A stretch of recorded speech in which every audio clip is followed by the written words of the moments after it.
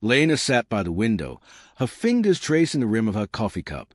The morning sunlight poured in, casting golden patterns on her wooden table. She had always been a planner, her life structured, her goals mapped out years in advance. But something felt off lately. She was always waiting for the weekend, waiting for the next promotion, waiting for the right moment to take that dream vacation. Her best friend, Ava, had often teased her about it. "Lena, you're living in the future," Ava would say. "What about now?" Lena had brushed it off, until last week, when a single phone call shattered her world. Ava was gone. A car accident had taken her life in an instant. One moment she was laughing, sending Lena voice messages about their next trip to Spain.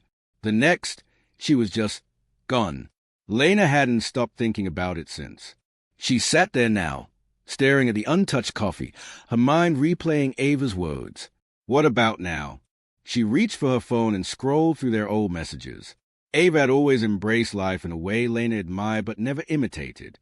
She had taken spontaneous road trips, danced in the rain, and eaten dessert before dinner just because she felt like it. A sudden determination filled Lena. She stood up, grabbed her coat, and walked outside. The world seemed brighter, more alive. She noticed the scent of blooming flowers, the warmth of the sun on her face, the distant laughter of children playing. Instead of heading to work early, as she usually did, she took a detour to the park. She bought a cup of fresh-squeezed orange juice from a vendor and sat on a bench, simply watching life unfold around her. An elderly man next to her chuckled. "You look like someone seeing the world for the first time." Lena smiled.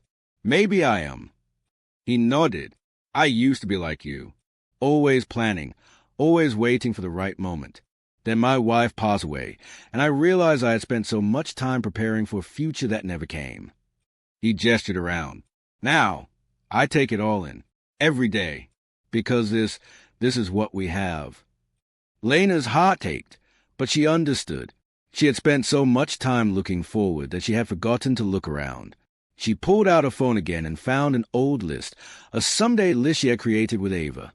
Skydiving, learning to paint, watching the sunset in Santorini. Her fingers hovered over the screen before she made a decision. She booked a painting class for that evening. Then she called her boss and requested the vacation days she had been saving for the right time.